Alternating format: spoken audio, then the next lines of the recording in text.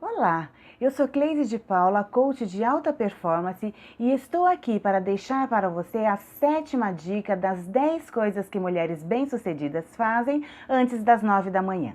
A leitura matinal pode trazer vários benefícios, desde criar um espaço só seu e liberar o estresse, até fazer com que seu cérebro entre no modo de trabalho.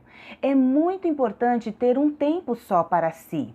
Acorde os 90 minutos antes das crianças para incorporar a leitura matinal no seu dia a dia.